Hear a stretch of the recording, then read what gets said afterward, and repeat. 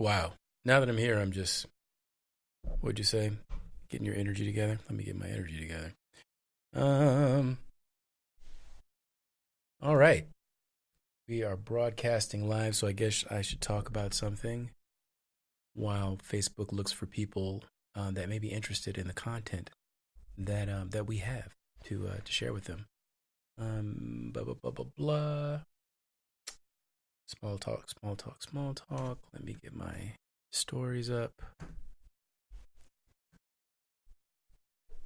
Oh, I forgot my phone. Oh, there it is. Okay. Hi, person. Hi there, person. Somebody watching It's Woke with Kids. This is not entertaining. Oh my God, I'm so sorry. You're watching us right now and nothing is happening.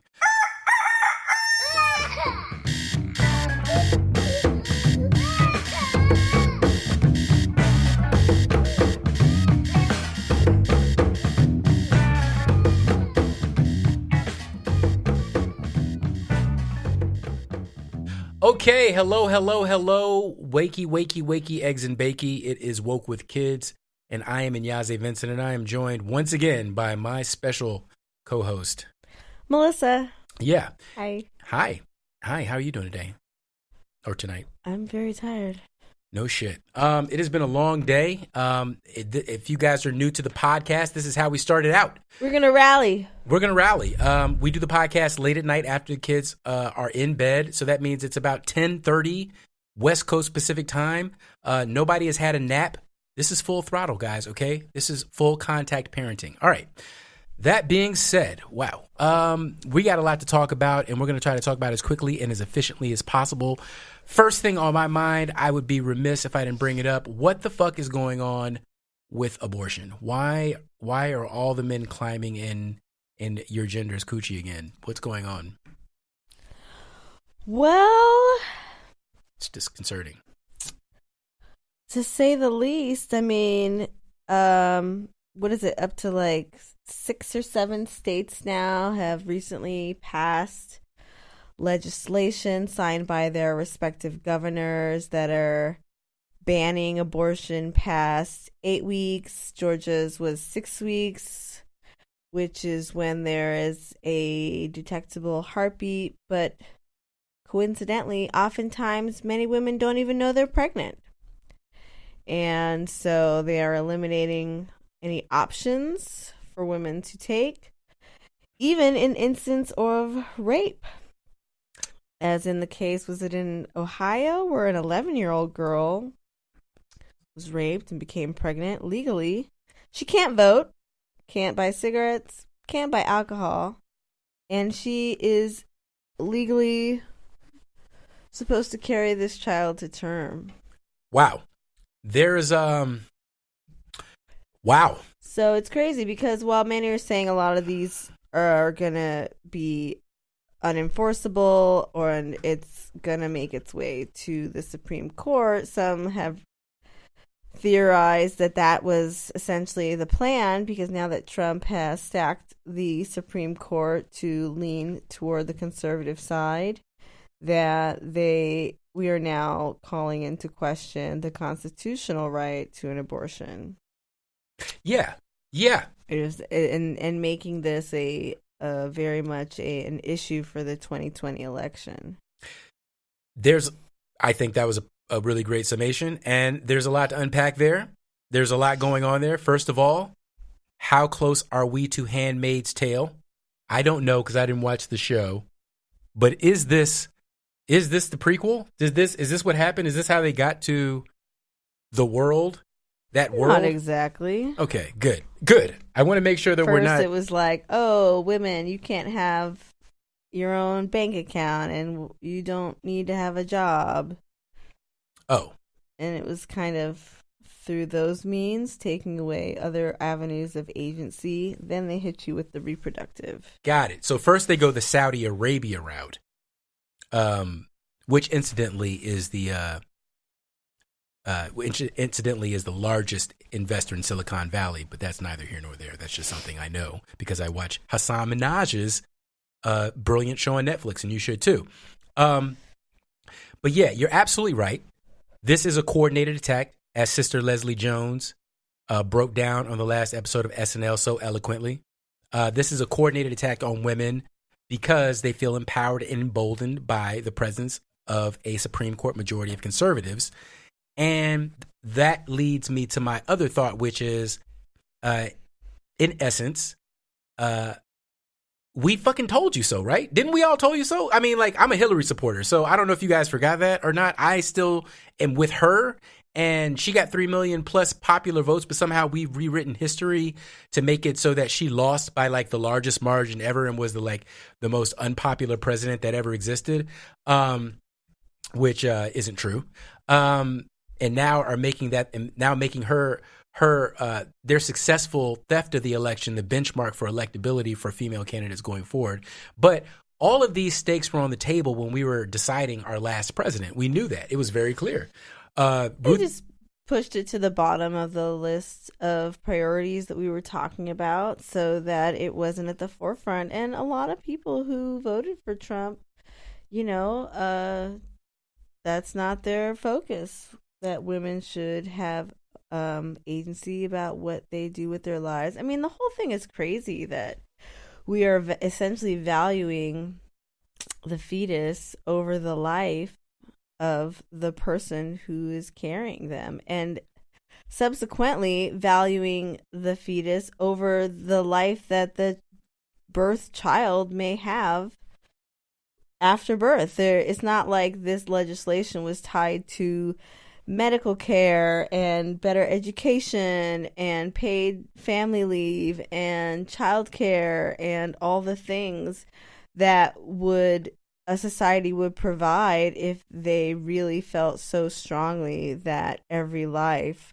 was valuable. Right. Well, yeah, okay, so there's that. But personally, I don't even think this is about controlling a woman's body or her right to choose. I think that is a side effect of the actual agenda that's going on. I think the actual agenda that is really at work here is that white people don't want to become a minority. Because if you look at all the people that are enforcing these laws, it's all white men. I mean, there are a couple of governors, female governors who signed some of these laws. I mean, and sleep however you sleep and make whatever peace you got to make, peace with how y'all work that shit out in your heads. But it's clear to me, like from what you just said, there isn't any holistic, concerted, good faith philosophy of like, we value life from cradle to grave. We believe that when you were born, before you're born, you're important. When you're born, you're important. When you live, you're important. And how you die is important. We do not look at life like that. We instead are basically, all they're saying, all the white people are saying, or what these white men that are passing these laws are saying, is that let every child be born. And we think we're willing to bet that the systemic racism inherent in our system will successfully weed out the babies sufficiently also, that white people will stay in charge. A lot of the states that are passing these, Alabama, Georgia, I mean, the high percentage of the population are black women. So yeah, that's true. But they're using these arguments. They're even using these arguments in the black community because we are so conservative. We are the most conservative people in America, and I wish y'all motherfuckers would understand that. We are the most conservative people in the country when it comes to social values, mores, and stuff. They use that as a wedge issue in these communities to go, well, abortions disproportionately affect black people, and they want to wipe you out, and they want to cause your extinction, and that's why we're trying to ban abortion or whatever. But that's ridiculous because they don't give a fuck about black people in Alabama or Mississippi or Louisiana or anywhere. I mean, you can kill a black child when he's 12. That's all you have to do is be scared. All you have to do is be sufficiently scared, and you can just kill any black person for whatever reason. High. Alabama has the worst maternal rate, one of the worst maternal health rates in the country. That's what I'm getting at. Is that okay? Follow me here, guys. Systemic racism has distributed the wealth disproportionately to white people. All right, I'm not saying all white people are rich. I'm saying rich people are disproportionately white. You see what I'm saying? So those people are going to have the benefits of the best health care and all and that kind of stuff. And I don't want to belabor this point too much, but so if all the babies are born equally, what you see is just like now is that black people and Latino babies and poor babies suffer disproportionate from childhood illnesses and early infant deaths and these kind of things and malnourishment and all kinds of problems that are associated with life after birth. So again, philosophically, it really doesn't line up. It just seems like bullshit. But points for sci-fi villain plots to take over America with this wave of white babies. I think that's brilliant. I mean, it's just like so nefarious, and they might get away with it. They might get to the Supreme Court, and they may have enough votes. I know Clarence Thomas cannot wait to vote down abortion. He cannot wait to have his revenge against Anita Hill. Finally and forevermore, and against all the women that did him wrong. So yeah, I see a lot of this. Brett Kavanaugh. Oh my God, he's got a lot of revenge. He's got a lot of revenge judicializing to do. So yeah, I don't know. It doesn't look good. We got Ruth Bader Ginsburg in there. I know she's going to argue her ass off, but she's using all of her chi just to remain in the flesh right now. So I don't know. Sonia Mayor, she's going to argue, but who's listening to her? So I don't know. I honestly don't know. This feels like if they get to the Supreme Court, we could have some kind of weird Citizens United ruling where nobody sees it coming. And then all of a sudden, there's an economy for abortions where people are traveling to these abortion states where you can only get this procedure done safely. Yeah, like Oregon just expanded access for abortion. It's weird, y'all. It's going to be like the weed abortion states and the coal. I don't know. What else do you guys got? Coal and what else? What else are Trump supporters? I don't know. I don't know. Coal and tariffs. The coal and tariff states. Whatever. I don't know. I'm probably fucking tired of talking about Trump. Although these tariffs, I mean, farmers are like, okay, Trump, come with it because we are losing money fast. Oh, that's right. Trump just left another $200 billion. We're trying to hold out for the big win, but and he's talking about giving them another $20 billion. $200 billion, $200 more billion of tariffs and subsidies for farmers. They're losing out. Oh, that's right. He wants to give them money as well. I'm sorry. You're right. That's what I'm saying. Yeah. They already been losing money, farmers. Yeah. So now essentially what we have is socialism for farmers. Basically, I mean that's all it is. That's what that is. So I mean, good. Thank you, Trump, for being a socialist president. We appreciate that. We appreciate whenever you can manifest progressive liberal values. I think that thing is that's a whole funny story about the tariffs.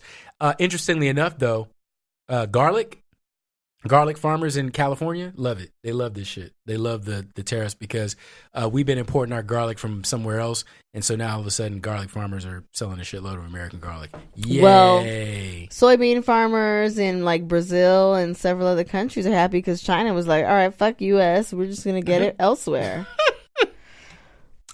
And this idea that the global economy is something that we can stop, and, emerge as America first. I mean, it's just so unrealistic. It's kind of crazy. It's literally delusional. I mean, we are well past the line where we can go back, where we can just bully countries into doing what we say. Yeah. In terms of where they spend their money. Particularly China. We just can no longer bully China. I mean, they have developed the fuck out of African countries. They have done They that. have income coming in, and now they can but spend they've it. done that. Yes. Of course, but they can spend that cash flow elsewhere, which they will. And it's kind of like, is this the deal? The attempt to bully them to do what we want so that it benefits us. What they want, what Trump wants ultimately, and I don't want to. He wants to turn. Win. Well, he wants to turn America into a banana republic like all the rest of the banana republics that are, or oligarchies.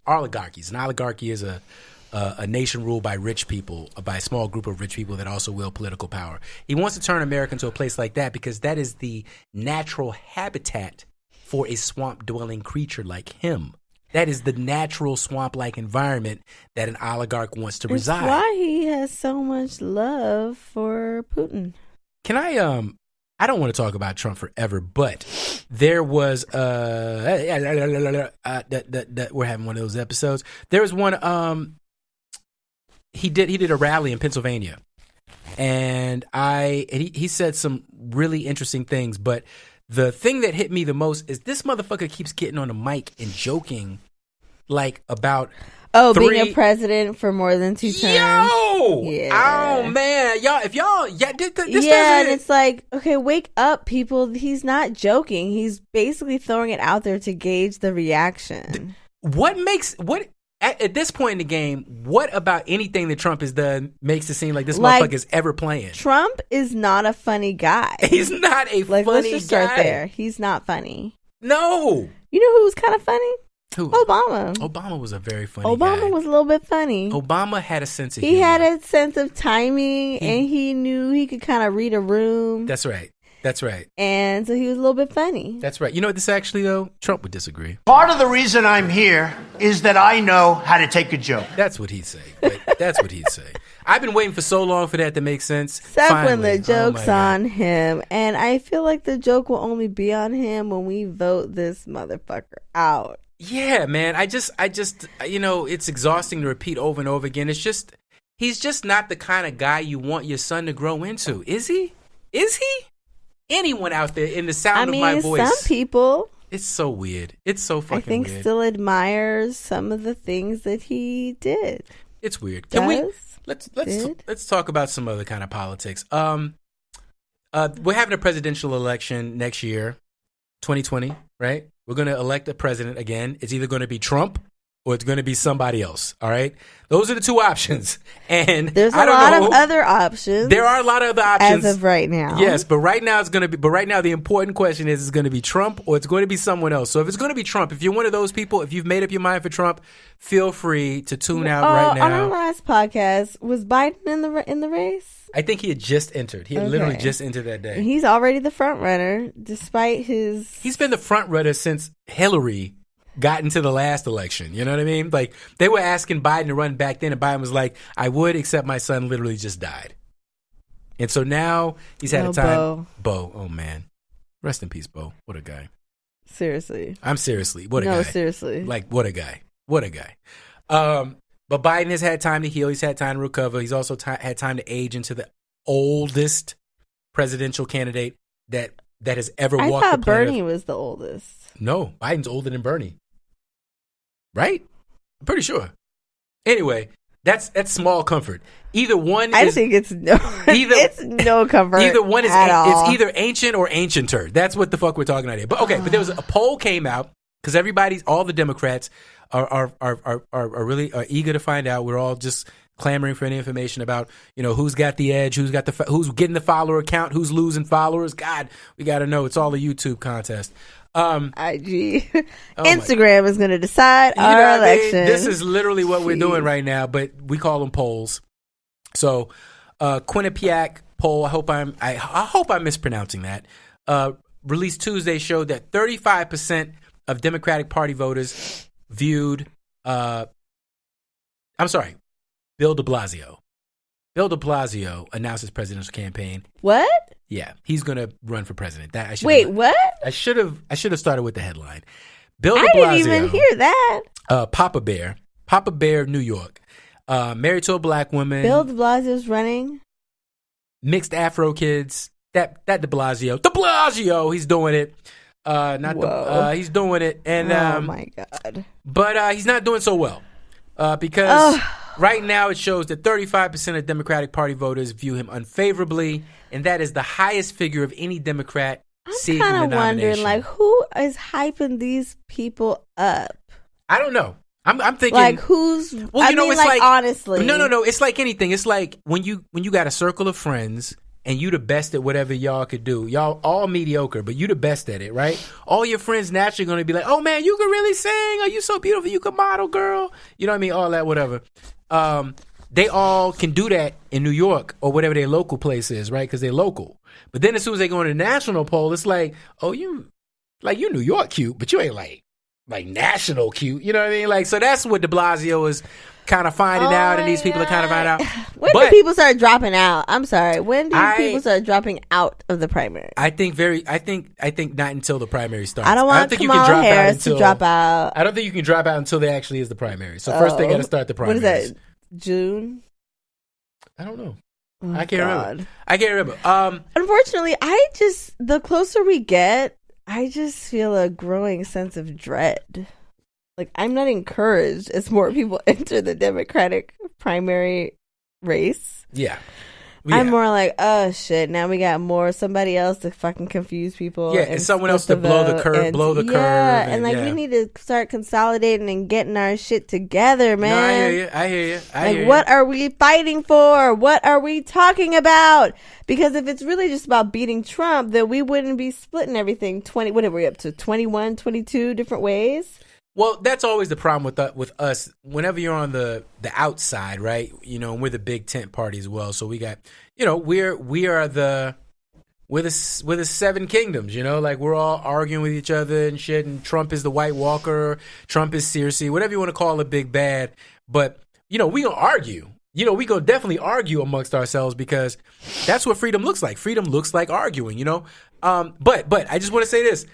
The next highest unfavorability number that came in was 20%, and that belonged to Senator Bernie Sanders. Yeah, it's the next highest unfavorability. Yeah, we're not feeling him no more. But it's the way he's polarizing because he's got a 73% favorability rating, and de Blasio only's got a 14% favor. So you know what I'm saying? He's got 20% of people think of him unfavorably, but 73% of them think he's great. So you know, who is our Brand the Broken? That's my question. Who is Brand the Broken here? It's definitely not Beto O'Rourke. That's a good one. Why is he? Who the fuck hyped that dude? Okay, I mean, I can't. Texas cute. He's Texas cute. It's like, oh, you're not a redneck hillbilly, illiterate textbook history rewriting monster. Oh, cool. Then you're an amazing Texan. But then when he gets out in the real world, it's like, oh, you're just another privileged white dude. I mean, like, come on, go back to Texas and do your work. You know. But so Beto right now. I read the article I read about him was like people aren't even paying for ops research anymore. Like they're not even, they're like, we cool. You know, Beto, you cool. Like it ain't even no thing. You want to run, go ahead and run. It is what it is. He's got a 5% recognition, name recognition going on right now. He's not killing anybody. I have to say, Elizabeth Warren has been buzzing in my ear. I mean, she was talking about how she wants to basically give hospitals who take a active, literal, tangible stance toward improving Black maternal health statistics, they get more money. I'm like, okay, now here we go. Like, that's what I'm talking about. Legislation that speaks to me. Let's save some Black women's lives. That's right. Occur to that. And also, that is just magnificent pandering. Magnificent. I mean, you know what I'm saying? Like, I mean, but it's appropriate. Listen, when I congratulate someone on pandering, I mean that from the heart, because that's all the system is. This system is find out where I'm at. My needs and my desires are not the same as every other fucking American. And some people on her team are smart because ain't nobody saying that. The Black candidates are not saying that. Kamala Harris ain't said that. I like that. Cory Booker. Speaking of Cory Booker, have we heard anything? Is he still in the race? I mean, there's so many people I have not heard. I heard is Buddha. At least even with Christian Gillibrando. Yeah, at least she was like talking about she wasn't happy with the Game of Thrones finale. I mean, you know what I'm saying? Like there was a headline inserting herself into the narrative. Yeah, her name popped up. No, Cory Booker is Buddha.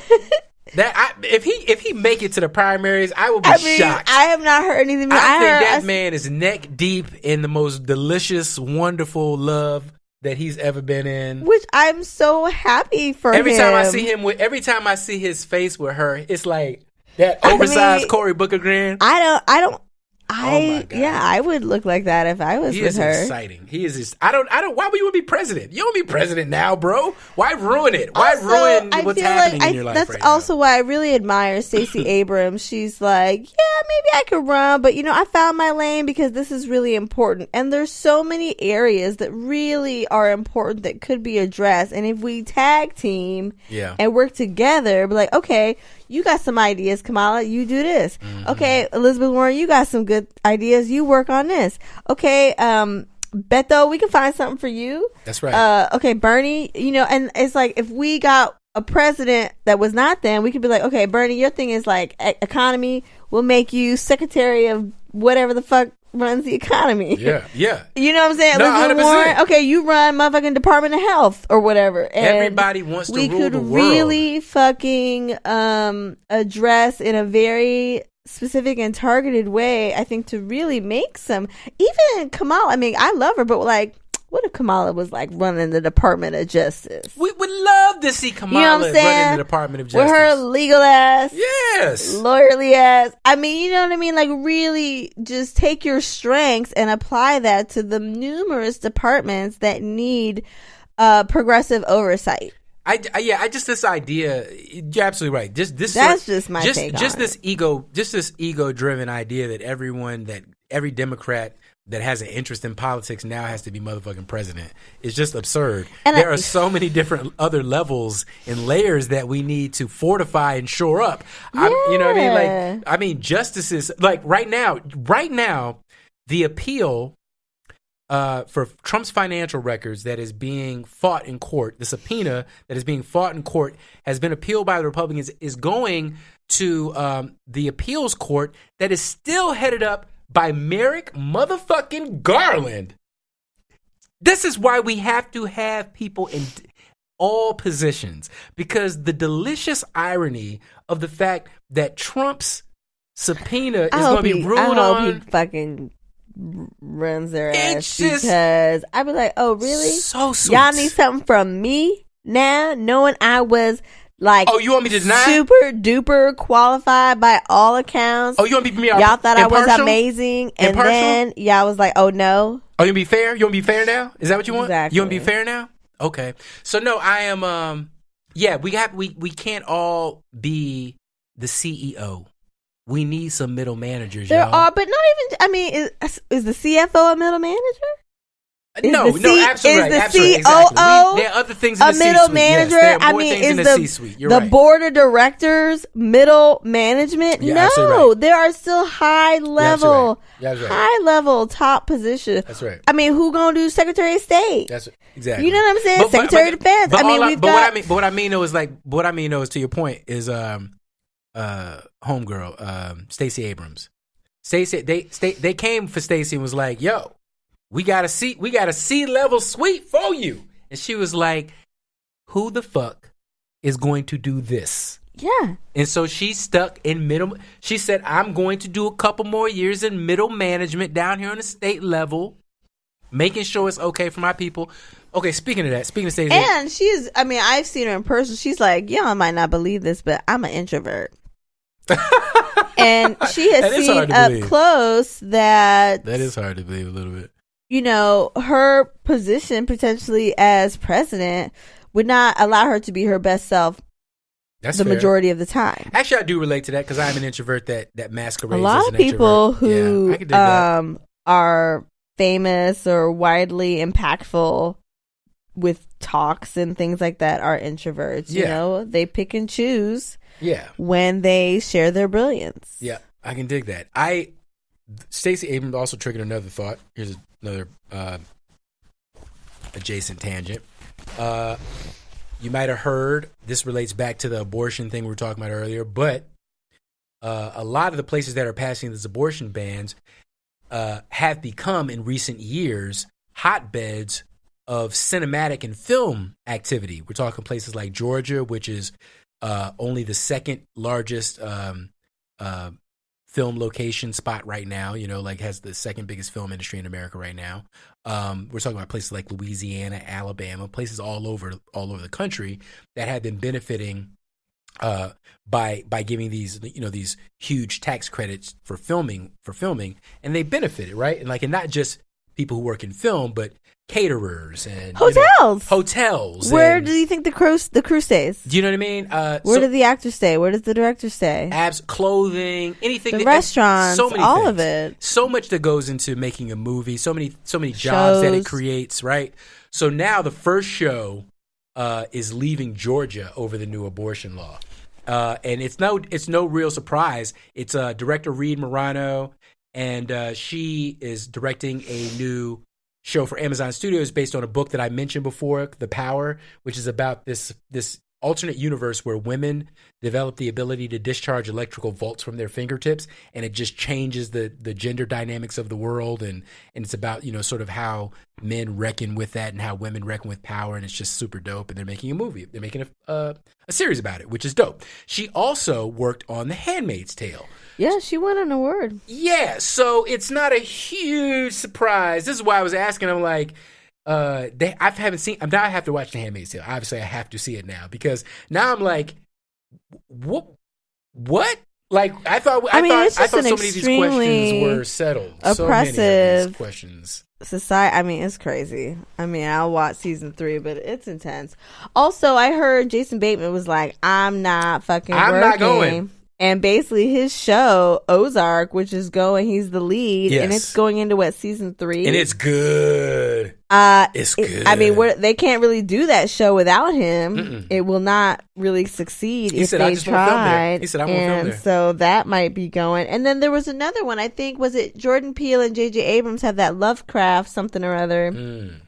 Set to film there, and they're like, we gonna stay, but we're basically gonna donate all of our profits to the ACLU or other organizations that are supporting this fight against the abortion bans. Some people are doing that as well, which I think is equally dope. Because as Stacey Abrams brought up, and let me throw some numbers at you. The industry employs in Georgia alone 92,000 people, and it generated about $9.5 billion in total economic impact in 2018. $9.5 billion of money, of real money. Wow. And Stacey Abrams and a lot of other people who have good sense came out and said, no, please don't boycott Georgia, because the people you are going to be hurting are not the people who believe in this stupid fucking law. Mm-hmm. They are the liberal, artistic, artsy fartsy people who are just earning a living and trying to make the state of Georgia better. So what she and some other people were saying is that no, in fact, what you should do is invest more, get more people to come down here and live here, turn this motherfucker into a blue state, and then Bob's your uncle. And I'm like, both are very strong, persuasive arguments. I think it can be yes and. Absolutely. Some shows will leave and some will use the money other ways. I mean, that's the thing, too, about, I think, in particular, how Trump plays this political game. I mean, there's always losers. I mean, hundreds of thousands of people lose. Right. And a small percentage of mostly white men. Farmers. Sorry. And coal miners, I guess. You know, so yeah, like basically Trump looks at the map and he goes, can't win any of these motherfuckers. These people will vote Republican even if they get shot in the head by a Republican. And this small sliver of people that I have to flip in order to become president, I am going to do nothing. Everything I do is going to be for that 2% of people that I need to flip in order to become president. And that's the way he governs. He just doesn't give a fuck about anybody else. He's like, he literally says it. I could shoot someone in Times Square. My supporters aren't going anywhere. And then he says the other way, he's absolutely right. And I could cure cancer, and the Democrats and the liberals would never give me credit. And you know what? He is right. I will never give Donald Trump credit for anything. I just won't. He will always be the in spite of. That's just because that's the way he set it up. He set up the argument that way, that either you're 100% with him or you're 100% against him. And you know what I'm not with? I'm not with racism. I'm not with bigotry. I'm not with detaining little kids at the border and splitting them up with their kids and shit. I'm not with that shit. I mean, how come their lives aren't valuable? Yeah, fuck that I mean, you know, we could bring everything back to that the whole show. Yeah. Like, how could, I mean, literally, pro-life, y'all. A Guatemalan kid, 16, just died in custody of Border Patrol. And, like, less than a week or two before that, another kid died. So these aren't the little ones that you can just be like, they are, like, you know, they're so developmentally young that being away from their mom, being traumatized, like, what are y'all doing? What are you doing to kill a 16-year-old? Pro-life, y'all. Pro-life. Ben Carson really had a slip at the tongue. deal. Ben Carson got confused. Either Ben Carson got confused or the universe had a glitch and accidentally just spit out some shade. I'm not sure what happened. Okay. God, why? A freshman congresswoman asked Housing and Urban Development Secretary. Now, you may be wondering who the Housing and Urban Secretary, that would be Ben Carson. That's right. He is still, he might be the longest serving secretary on Trump's cabinet. Housing and Urban Development Secretary Ben Carson. God, I remember you remember when we liked Ben Carson? When he had some hands, when I was, hands. I think about 12 years old, I read that book, Gifted Hands. Oh my God. I was like insanely inspired. He was the this is so far before they made the movie. That's what I came to. It was Cuba Gooding. I mean, I read the book and it was like, wow. Anyway. Wow. Okay. So this guy was at a congressional hearing Tuesday, and he was asked whether he knew what the term REO was. Carson thought he was referencing the similar sounding cookie. What? He said...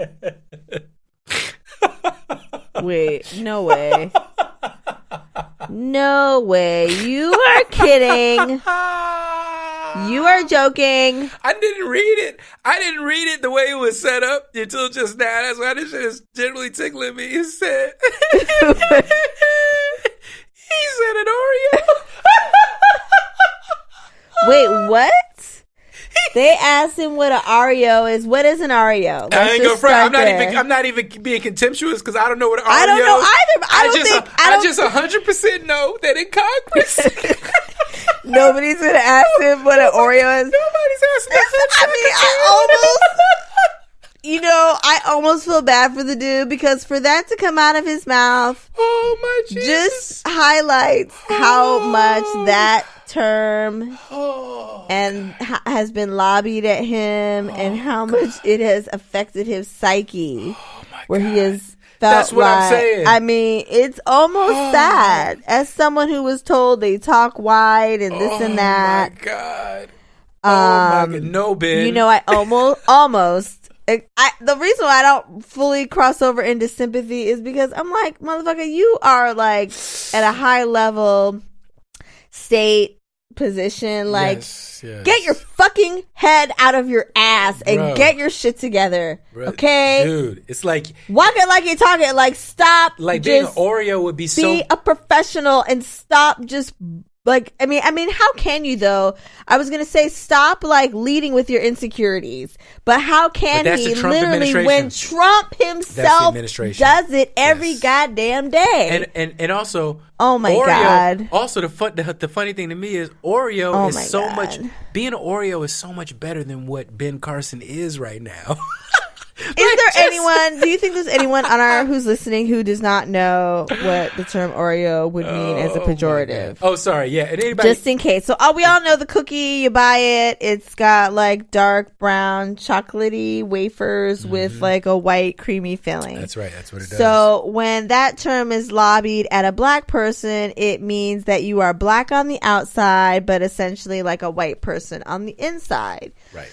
It's not a nice thing to say. It's not a nice thing, it's not a nice thing to say. We can go into all of that. I have definitely been called an Oreo too because of the way I talk. And often there's that, and it's just so absurd because obviously that's because obviously impossible, being able to exactly. And secondly, there is no one black person, and there's no black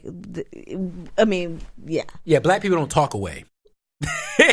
Black people don't talk away. We speak English. Yeah, some of us, and then some of us speak other languages. Like we're all over the place. Each individual is going to be a combination of their experiences and their culture and their heritage and their education, and it will be presented in a particular way depending on where they are and what their goals are and blah blah blah blah blah blah. So, but for this fool to basically ask, I mean, I can't even formulate the words because it just goes so deep. It would be embarrassing if we hadn't already expelled him from the tribe. Like, dude. But she said, okay, so it continues. And it was... So Rep. Katie Porter says no.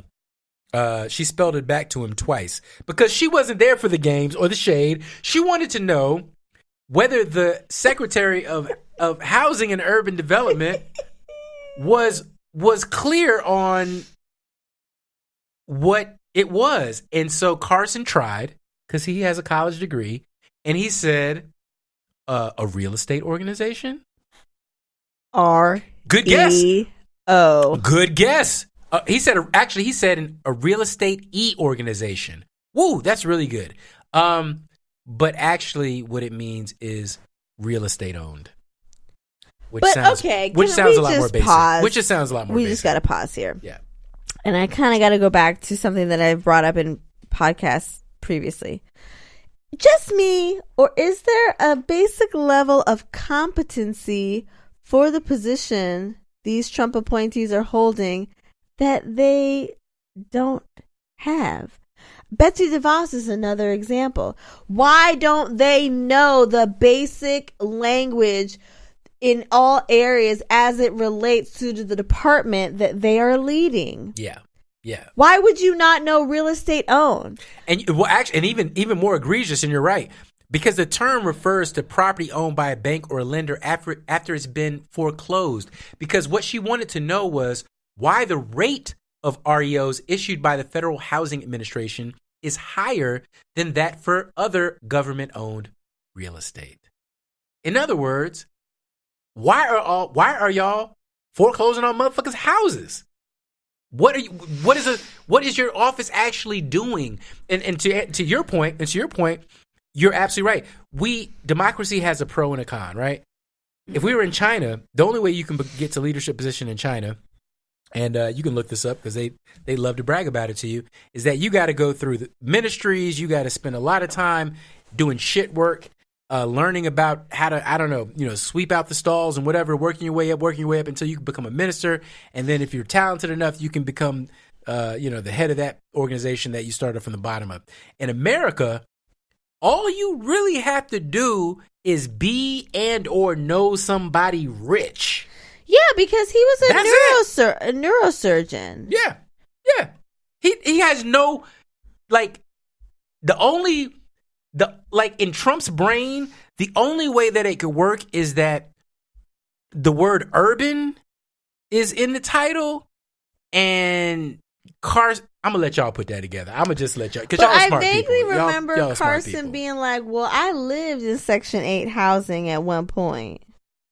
So basically, you benefited from the services offered by the Department of Housing and Urban Development. I mean, basically, he explained to you what his qualifications were. Oh, I mean, that's basically what he said. He said, well, and then also, we are 3 years into this job?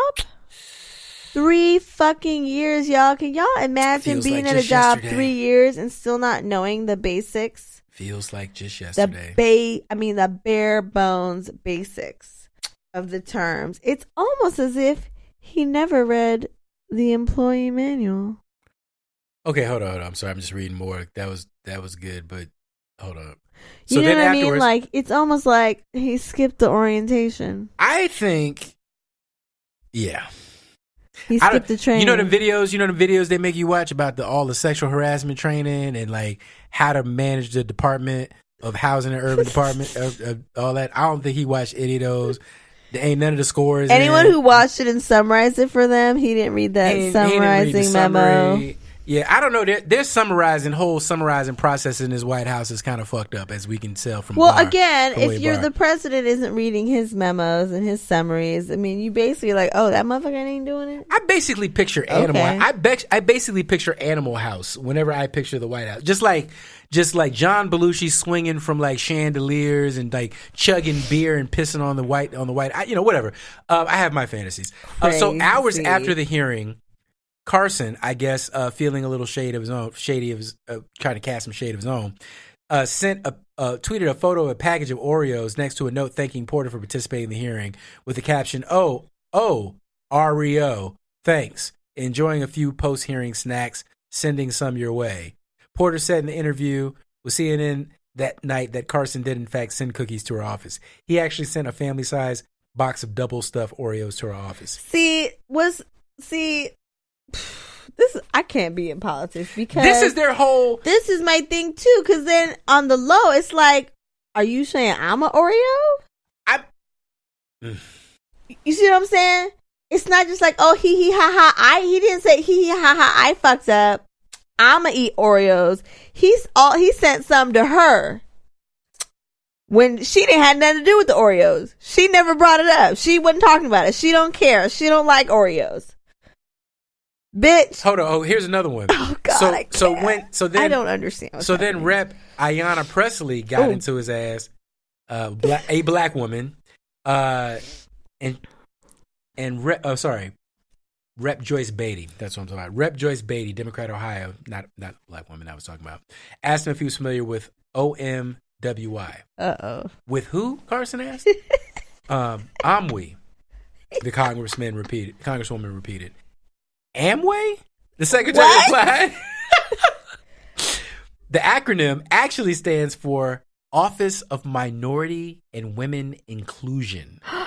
Oh, he definitely don't know what that is. Beatty wanted to know whether HUD had such an office and whether he worked with its director. Of course we have an office of, Carson trailed off, Amway. Except HUD doesn't have an office of Amway. All right, I'm just done. He said Amway? I just can't. I want to roast him and have fun. He said Amway? The funny, you can't have fun roasting Trump people because you want to have fun like roasting them and being like, oh, they so stupid, they so foolish. And then you remember right in the middle of roasting them like, they're running the country. I live here. And there's an even like dumber dude who's higher up with more power. I think that's why it's also like you don't even want to roast him. It's like his boss, the dude who put him there, is dumber than he is. Unbelievable. All right, what else? Like my favorite when he called Tim Cook. Apple? No, Tim Apple. Tim Apple. I didn't call him Tim Apple. Nigga, we heard you call him. Oh, I was just making up a nickname.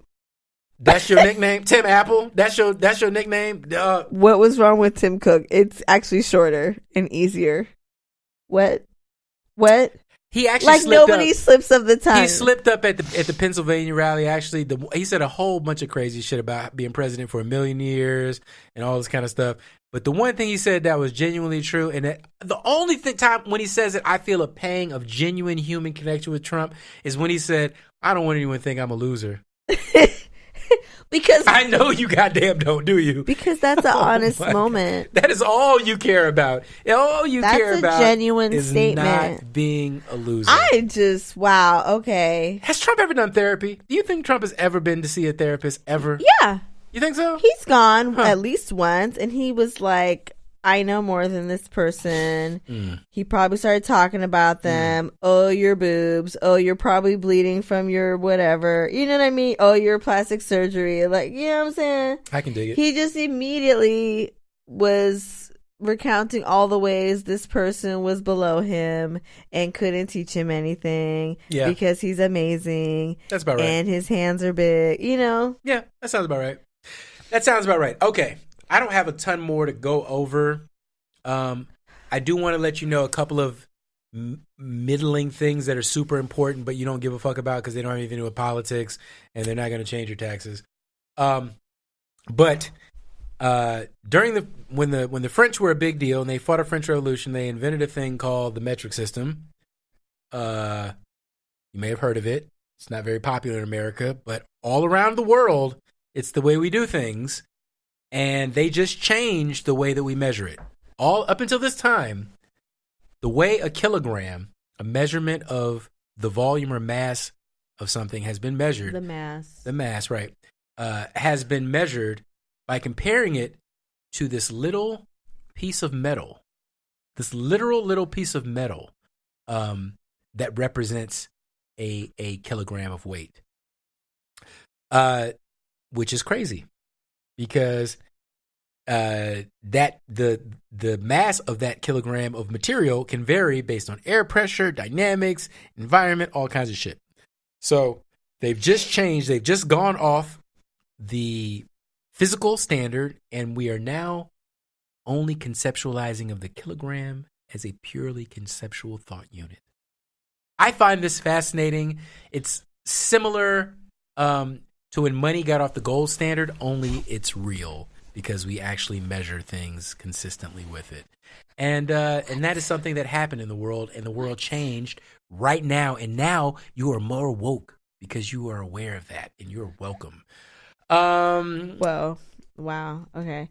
I got a few here's and there's. Come on, let's get some here's and there's. So, my former fave, Jason Mitchell, he's a young black man actor. He was in Straight Outta Compton. He masterfully portrayed Eazy-E. He was in Mudbound. Fuck, I know where this is going. Shit, I remember this nigga just got dropped and kicked from everything because of credible allegations of sexual misconduct and harassment. Is that what it was? I didn't know that. Yes. I didn't read what it was actually. I assumed, so basically, I assumed I didn't know. On The Chi, he's like the lead character on The Chi. He's out.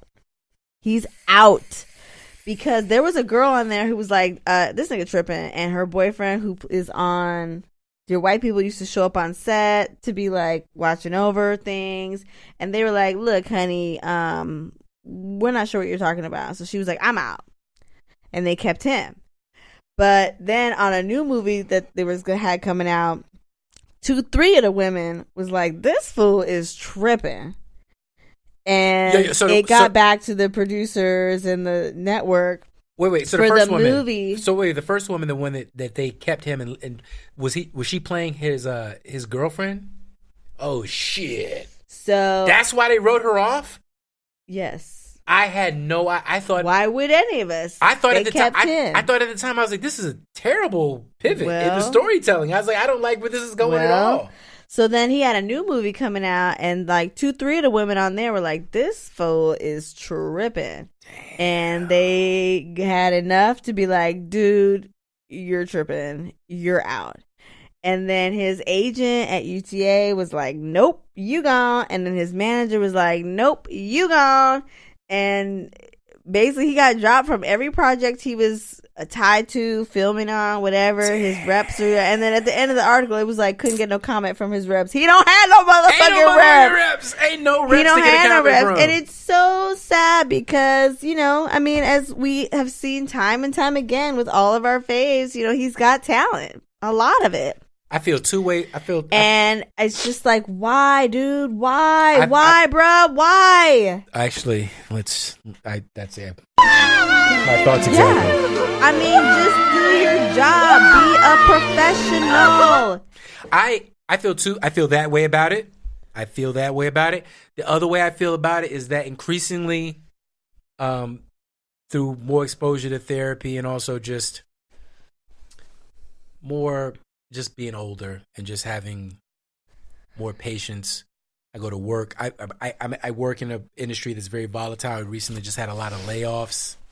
A lot of people who got raw emotions, and you can feel it. You go to work, and you're just trying to get simple shit done, and people feel away. Anyway, I'm not saying that's why you harass women or why you sexually harass or sexually assault anyone or anything of that nature, or that excuses it or whatever. But I am more and more increasingly, whenever these things happen, I'm like, what the fuck is happened to that kid?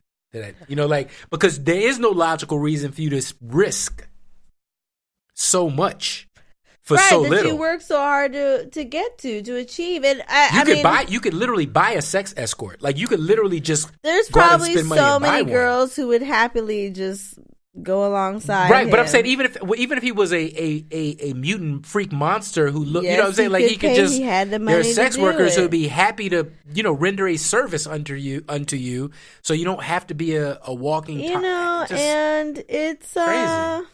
I hope he gets the help that he needs, and I am happy that swift action was taken. Really. Yeah, well, that is actually. I'm kind of feeling this like zero tolerance. I mean, clearly it wasn't, because in the beginning they kept him on, let the other girl go. Right. She kind of was like, "I want out," and they were like, "Cool." It wasn't like they forced her out. What's funny? Look at that. Look at a black woman protecting a black man. Probably. I mean, I don't think she did it on purpose, but she's like, "Let me protect myself." Fair enough. And so I can appreciate that the needle is moving in the right direction on that end, where there is a zero tolerance for that behavior on set. It is not only just disrespectful to another human being, it's clearly unprofessional. It just has no place anywhere. Yeah, it's stop. It's creepy. Okay. It's creepy, and you should stop. And it's just, how do you derive pleasure from something you know that's causing someone else displeasure? Is just, that's the fundamental fucked up. It's sociopathicness of it. Is like, there should be nothing that you do to a person that makes them unhappy that gives you pleasure. I think, I mean, I shouldn't. I'm just saying it shouldn't. I'm sure there are fucked up situations with that as the case. Like if somebody does something horrible to me and I have the opportunity to revisit pain on them, I am vulnerable to that type of Schadenfreude and that type of, pettiness. But I'm just saying, like, hopefully we all agree on some level that shit is not our best nature. That's not. I mean, he may think that now, but I don't know. So that happened.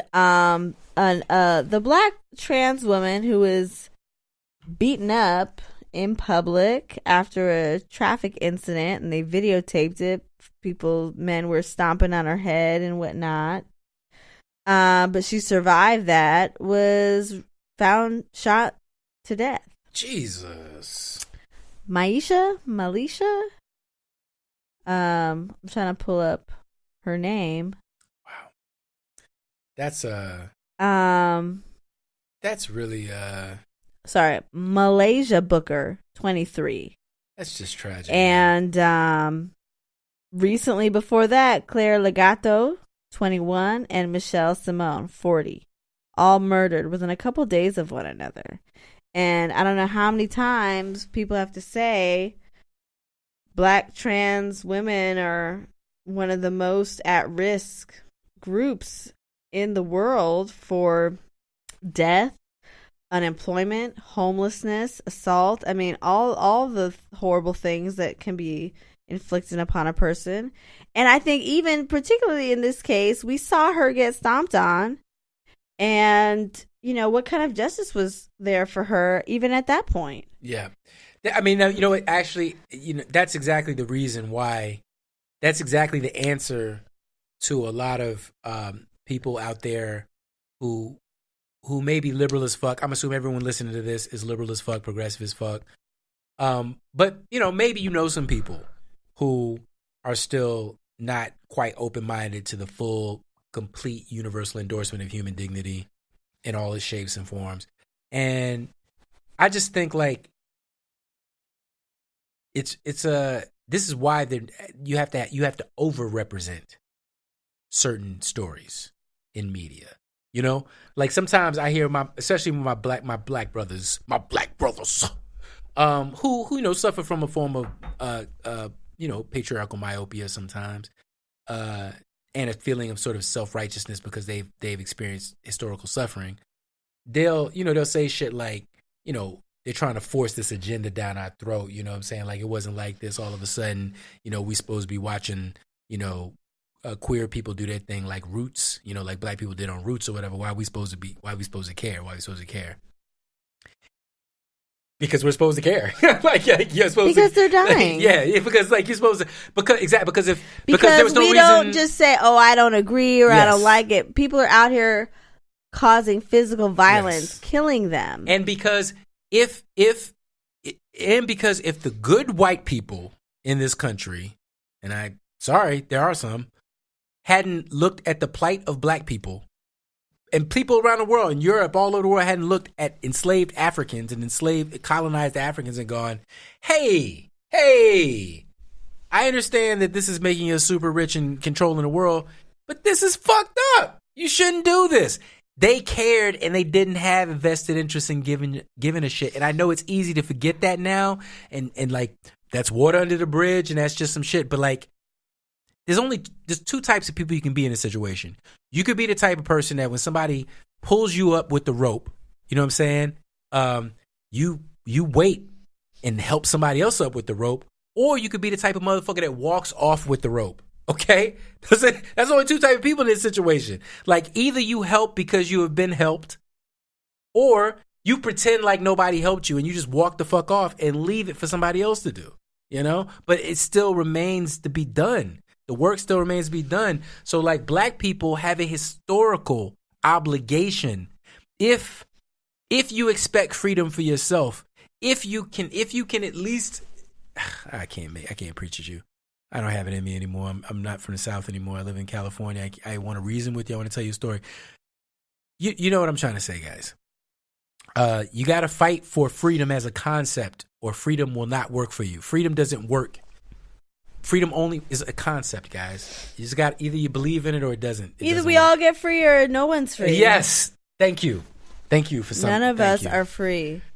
That's it. What else we got? Okay, so Ava DuVernay doing the damn thing. I love it. She has directed a 4-part miniseries called When They See Us, about the 5 boys who were convicted of the Central Park. They're called the Central Park 5. They were convicted of raping and assaulting a woman in Central Park in the 80s.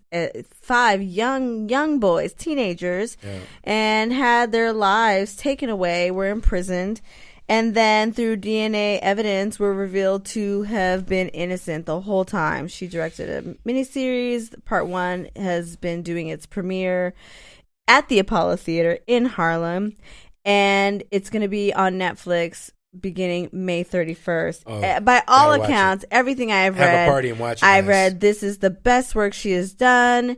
She has really highlighted the racial injustice inherent in our system that allowed these 5 young black and brown men to be criminalized through no fault of their own. By our own very own president. Also, right, he was taking out ads in the paper saying kill him. And she does not let that go unsaid in the movie. Also, you know, these 5 men are still alive and have had to come out and try to rebuild their lives and heal. And I'm just so grateful for artists like her who are committed to telling these stories and moving the needle forward in terms of humanizing all people who have been unjustly imprisoned and convicted, and just to really showcase how, you know, they don't love you like I do. They do not. And there is, when you're black and brown, there is literally nothing that can protect you if the system is against you. And so check that out. And check that out, May 31st on Netflix, When They See Us. What else did I come across that I thought was cool? I don't remember. Did you know Cardi B got plastic surgery? I know. That's kind of a trick question. Recent. New, renewed. Yes. What is it? New plastic? Yes. She got lipo. I mean, and I can understand the desire, because it's like, okay, part of my persona as this performer and being a stripper, and my body and sexual agency and looking a certain way. And after you have a baby, you know, things are in a different place, and there's skin hanging, and you know, it takes time. And she a hustler, so she tends to jump into work and work a lot. I mean, that's a big part of why she is as popular as she is, because she's everywhere. Yeah, she don't really take a lot of time, but she had to. Doctors were like, bitch, if you don't sit the fuck down, you're gonna fuck up the lipo, whatever. I think she was like, okay, I'm so she had to cancel shows, and then turns out she had her breast augmentation redone. And you know, I thought what was most telling was that she was just like, I don't feel sexy, or I don't feel beautiful all the time. And you know, I know, right? I mean, it just really is. There's no amount of money. A billion niggas on the planet right now just went like, huh? There's no amount of money. How can I say this? It's like the self-love and self-worth is an inside job, basically. There's no amount of money, fame, access that can make you feel a certain way about yourself. You know, it's just not going to come from the outside. And I was a little bit surprised, but then totally not surprised that she had recently undergone surgery.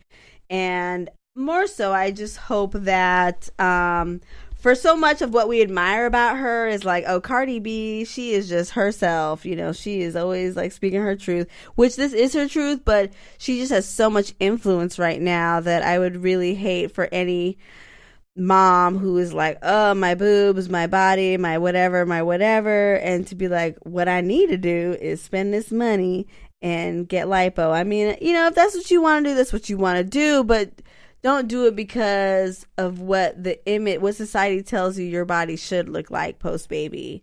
You know, it just. I get what you mean. It's like, it's a weird thing. It's like it's multidimensional because you can do something which appears to be society induced, but it's for your own reasons, and you can do something which appears to be for your own reasons, which is society induced. Right, exactly. You know what I mean? And it could also be a little bit of both. And I guess my main thing is I just really implore men, women, whatever identity you choose, to really do that deep dive and really be thoughtful about not just what you feel or think about yourself when you look at yourself in the mirror, but really go deeper and to think about why. Like, where does that come from? There's so much underneath that. And this is not new for Cardi, whatever got her to this place and made her make these choices at this point is not something that came with her newfound success. Right.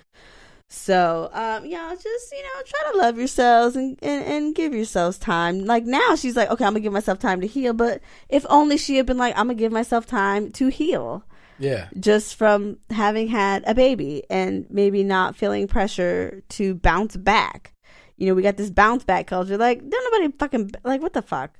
People who bounce back I can't even get into it. I'm too tired. But basically, again, not everyone has to bounce back, and that can look different from other ways. And more importantly, please bounce back your spirit. Can we bounce back your mental health? That too. But, the thing is, okay, so that's good. We got to figure out what we call this. I always wanted to call this section of the show something because it's like, it's just get it all out. You know what I mean? It's not it's not the read. We're not the read, but it's like just get it out because there's always some shit going on. But my version of that this week has been like, I'm really I like spirituality. I want people to be more spiritual, but I'm obsessed with hypocrisy and also my participation in it and with appearance versus substance. And so my latest bout of that is I'm becoming aware of this culture, which has always been there, but has recently come to the forefront to me in terms of like the internet and Instagram and whatever. But it's these men and women who are, I guess, hoteps by association philosophically, but not quite, because some of them are very female positive, sex positive, and non-misogynistic, but they all seem to be sort of oriented around ministries which are offering drugs and or ancient Kemetic / African / whatever wisdom, and then trying to sell you a product. And usually the product is, in the case of these women, the product is something sexual, like yoni eggs, which I guess help you work on Kegel exercises. Or in the case of men, they want to give you like dick pills or like hair restoration shit.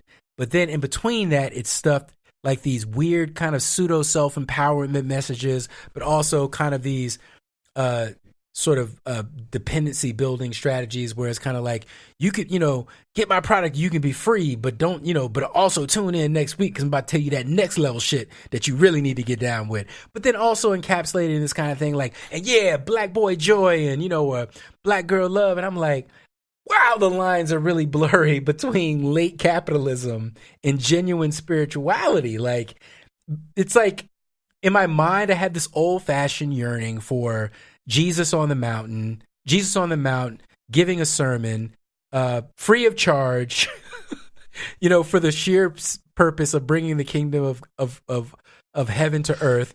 And instead, I'm living in an era where Kanye builds a fake mountain in the middle of Coachella and then rocks out to like a gospel inflected version of his greatest hits and sells $100 t-shirts. I don't know. I'm just living in a weird world, man. For my spirit feels like it's in a weird age, man. I think really what people will have to learn in their own time is that spirituality is your personal practice. So you take all of this information and merchandise and all of that. That's one thing. And then the real actual spirituality is what you do with it. What do you do with it in your own time with yourself? Yeah. How does it transform your life? And so, yes, the lines are blurred, but they always have been. You know, you go to church and they're like, put the money in the chain, in the thing to help rebuild the church. It's like, but I don't have money for my shit. So it's always been that blurry line. And I think that's the challenge of recognizing that it is ultimately an inside job. Yeah. Yeah, absolutely. You have to take whatever it is that resonates with you or you're drawn to and then incorporate it into your life. That is what being spiritual is. It is not just rocking out and spending the money, you know. So again, and it's easy. I think what you're saying is that it's very seductive to get lured into all of these people who I think legitimately have found a piece of something for themselves. 1,000%. I mean, that there is such a strong sense of sincerity in the people advocating for yoni eggs or whatever it is, because they couldn't be that consistent with the shit if it wasn't something. I think what they don't necessarily always talk about in the same advertisement, for lack of a better term, is that it's only effective because they personalized it and brought it into their personal life as a practice. So I'm selling you this shit so that you can take it into your personal life and make it a personal practice for you. That makes sense. And I think that it's almost like that disclaimer at the bottom of the pharmaceutical ads where it has to say that. We don't see that in the spiritual advertising. It's almost like the yoni eggs are the hardware, but you gotta listen to the all of it. The Super Soul Sunday, the books, the podcast, all of it. It's all the hardware. But until you have rebooted your software, right, it's not gonna run properly. You're still going to have the bugs. I like that. It's a good metaphor to end on. That sounds deep. That sounds like some woke with kids level shit. Guys. It's May, y'all. It's May. Good luck to all the parents and the Geminis trudging through this last month of school, because I fucking hate it. We hit May 1st. I'm ready for this shit to be over. I don't know what it is. Every morning I'm like, damn, you got school again? I don't know what it is. I'm like, what are y'all learning something important? Is it something important? Last 3 years. I'm like, fuck, y'all ain't on in May? Is it important? Is it so good important? Luck. And for all those who got what it kids is? Graduating. Our kids start, they get out late. Other kids be getting out mad early. Good luck with the transitions that are upon us as they graduate. Happy Gemini season. It is Gemini season. To middle school or high school or whatever it is. It's a good also transitioning time. Summer is upon us. It's a new quarter. I always like to think of like, hey y'all, the year ain't over yet. Whatever you want to do, you can still fucking do it. Let's do it. And I'm not even selling anything, so. Hey, till next time then. That's a good one. Stay woke. Check us out on Instagram and Facebook and Spotify. The podcast is available on Spotify and Stitcher and iTunes. Feel free to leave a review. 5 stars only. Share it with someone.